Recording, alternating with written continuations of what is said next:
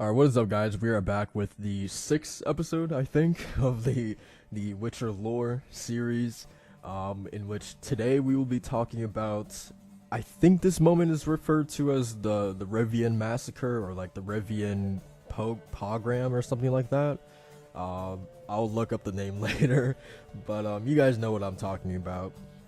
Or if you don't, then I guess you will learn about it in this video, hopefully. A little bit of a different approach for this video. I'm actually going to be splitting these into two parts. There's a lot of information in this entire scene. A lot of important things happen, and I just don't want it to come across as just one blob of information, just like one big 30-minute video. So hopefully by splitting it up into two, I don't know, it would be easier to watch like that. I don't know. This is very much a work in progress, but we'll see how it goes. I'll definitely say expect this kind of format for when I eventually get to the Thanad Island Coop. There's just no way in hell I can do that all in one video. That is definitely going to be a multiple part video for that. The Stygia Castle battle, and that in its entirety, of course, will also be a multi-video topic. You know, there will be some things that will require multiple videos, but of course the smaller stuff don't have to. This I felt like warrants two videos, so again, we'll see how it goes. But yeah, without further ado, let's get into this. This should be really interesting. So really quickly before we actually jump into this, I just want to talk a little bit about Geralt Hanzo in this particular moment in the books. Obviously, we're coming off of Stygia Castle. They were all killed, right? So I don't know if this is an unpopular opinion, but bear with me. I feel like I don't want to say that they were just like brushed aside after they died, but like I really wish we got to see more of Geralt's reaction to them dying. And I know we got like a little bit of it, and then even in this scene, you know, he told Yarpen and Zoltan that, you know, they were killed, you know, and I'm happy we got those little things, but like, and then like just the fact that they were all buried off screen. I really wish we got to see Geralt burying them, or just like, you know, having like a small little funeral for them, and just like saying a couple last words for Regis and Angoulême, Milva and Kahir, you know. I don't know, like I personally wish that there was a little bit more on that side, just seeing Geralt's reaction. Like the little bit that he did say was perfect, you know, like what he was saying about Regis to Yennefer, like, oh, he was the epitome of humanity. Like all that stuff was great. I just wish that we got to see a little bit more. So yeah, they're knocking back a couple drinks, and to kind of catch Zoltan up to speed, Geralt tells Zoltan, you know, what happened at Stygia Castle, where, you know, all of his friends were killed. And of course Zoltan was like, he obviously he wasn't there for the entirety of the expedition with the Hansa, but he was there for like a good chunk of it, so he does know Milva and Regis. I actually don't remember if he met Kahir. I feel like he might have. Yeah, I'm gonna say he did for sure. Yeah.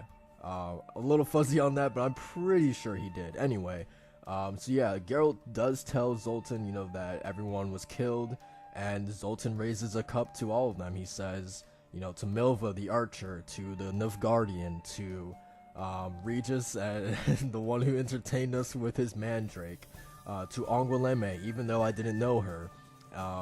May they find in the beyond what they weren't able to find here on Earth, you know. And I really love that scene so much. So that's why I bring that up.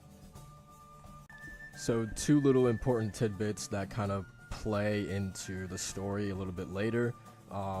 Zoltan reveals to the group while, you know, everybody right now, Geralt, Dandelion, Zoltan, and Yarpen are all drinking together at this inn, Zoltan reveals to Geralt and Dandelion that he's actually getting married, that he found a woman, which I thought was really, really cool. And Dandelion even asks him, so are we getting invited to this wedding? And Zoltan's like, I don't even know if the wedding's happening, man, like, chill. So I thought that was pretty cool. And then the other little thing, well, I guess not little thing, but Geralt actually retires from being a Witcher. He says, yeah, I'm done. It doesn't interest anymore, or it doesn't interest me anymore to be a Witcher. He's just totally over the fact, or I don't want to say over, but he just finds the whole idea of risking his life for other people and like just being paid chump change for that, like, he finds it stupid now. And basically him coming to this conclusion is, well, Yennefer and Ciri have a big part to play in him coming to retiring as a Witcher. He just doesn't want to put his skin on the line, especially now that he has these two to think about, you know. He doesn't want to risk his life anymore, now that he has, you know, Ciri and Yennefer with him. So it's understandable, you know. So yeah, Geralt officially retires from being a Witcher. All of a sudden, a roar explodes over the town of Rivia while Geralt, Dandelion, Zoltan, and Yarpen are all drinking at the inn. A dwarf barges inside the inn, speechless, frantically panting and pointing outside to the town center. Zoltan tells him to calm down and tell him what happened. Witnesses would later document that apparently a fight between a dwarf and a noblewoman escalated from just a fight and a disagreement to an all-out massacre, as the dwarf started to bring in some of his friends and then the noblewoman started bringing some of her friends to this. And then all of a sudden it just became a fight between humans versus non-humans. And on that day, 184 individuals were killed in Rivia. I think for the humans, this was the perfect excuse to finally kill non-humans, the chance that they were all waiting for. The fight escalates as a mob now forms. Geralt pleads with his friends Zoltan and Yarpen to stay hidden in the cellars, but Zoltan grips his axe, and he tells the Witcher that his brothers are out there, dying. Would you really have me stay here? But Geralt then brings up Zoltan's new wife, and tells him that she could possibly be a widow if you go out there. Do you really want to do that? And his argument works. Zoltan stays hidden inside the cellars. The mobs that were gathering in the narrow streets of Rivia began to grow in size. The lust for blood and slaughter hung in the air. As people were being impaled with pitchforks, dwarves were being literally torn apart to pieces and trampled into bloody pulps. Geralt's hands began to shake. Now, even though he just retired from being a Witcher, he cannot stand by and watch this continue. So the Witcher grabs his sword, he walks to the exit, but just before leaving he tells Dandelion, "God damn it, this is the last time, I promise." And like a madman, he jumps out of the porch and cuts down 2 men who were harassing a woman. He cuts down another 2 who were kicking the dwarf on the ground. He enters the mob, spinning like a man possessed, twirling his blade around. A man shouts that Geralt's an elf and that he must be killed.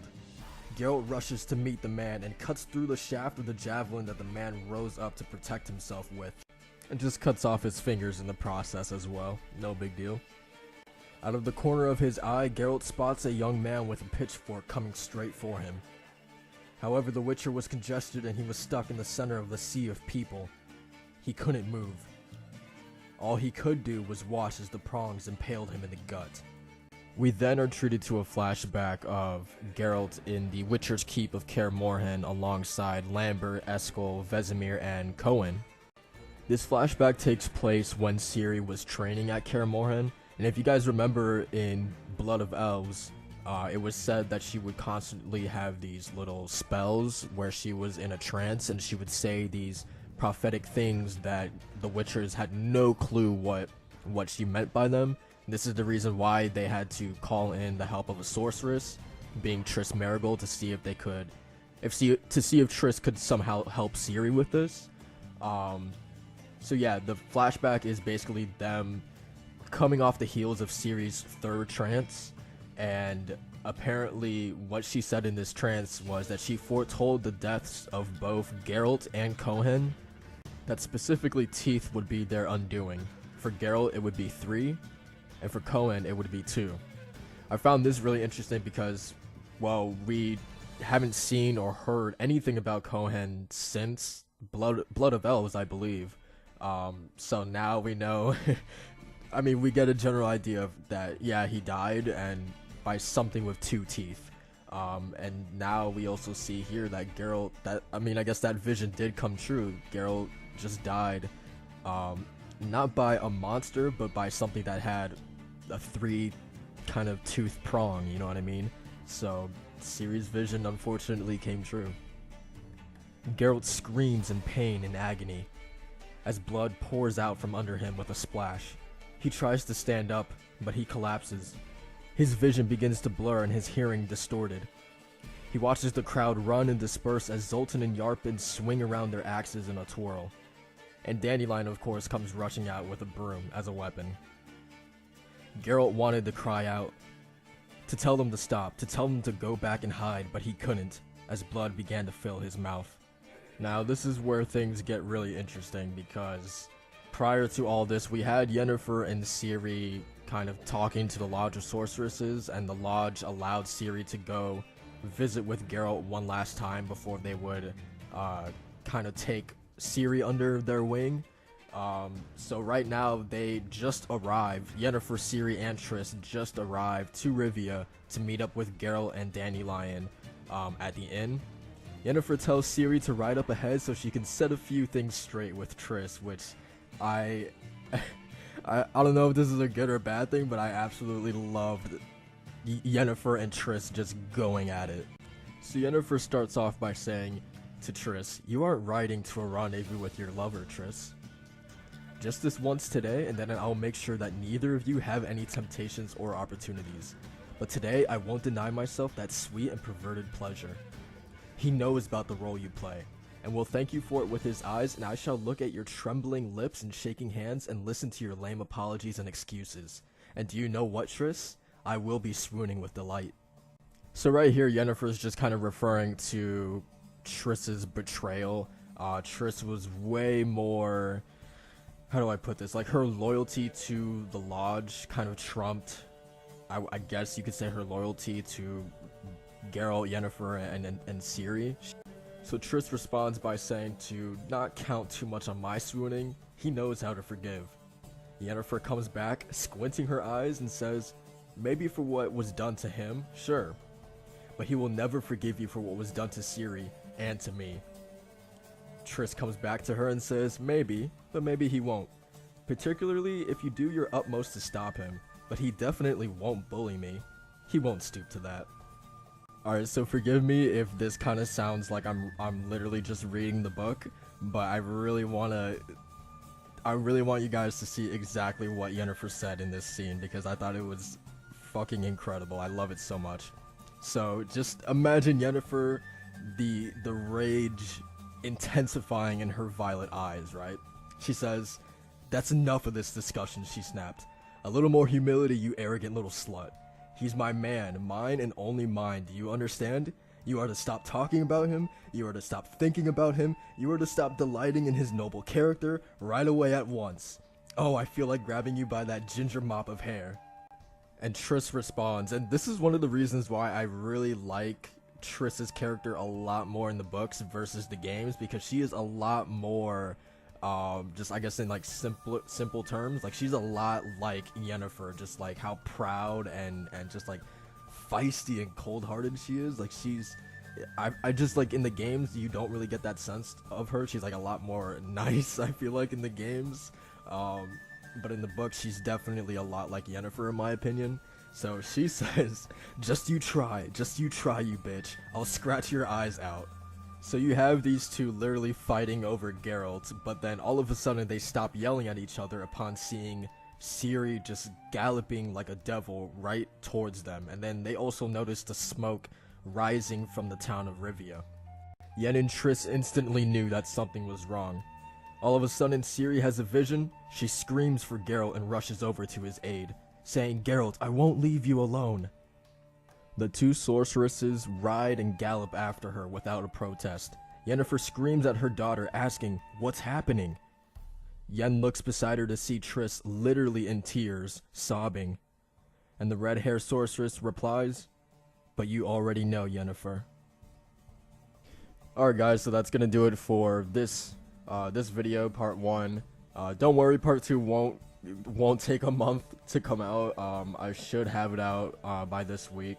I already have most of it written down. So yeah, I mean that's it.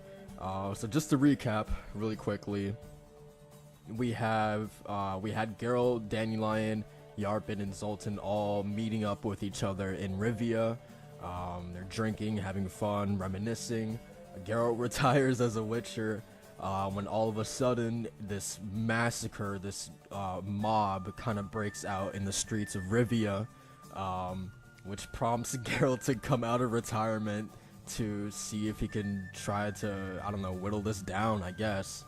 So yeah, he goes in there, he cuts down a couple people that were harming some dwarves and just normal humans, and like most times, Geralt's kindness, I guess you could say, is what ends up getting him hurt in the end, man. And it's totally understandable why he wouldn't want to be a Witcher, and this is exactly why. He's always risking his neck for other people, and in the end, he's always the one that's getting hurt at the end of it, right?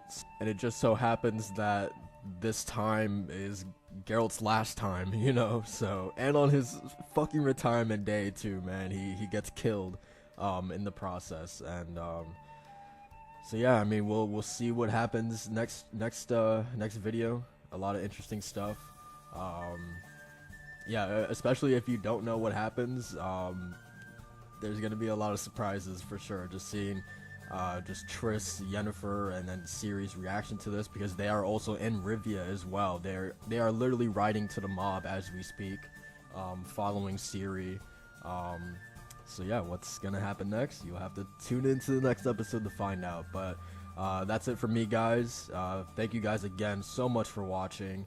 Go ahead and like, comment, subscribe. I appreciate it so much, and I'll see you guys next time. Peace.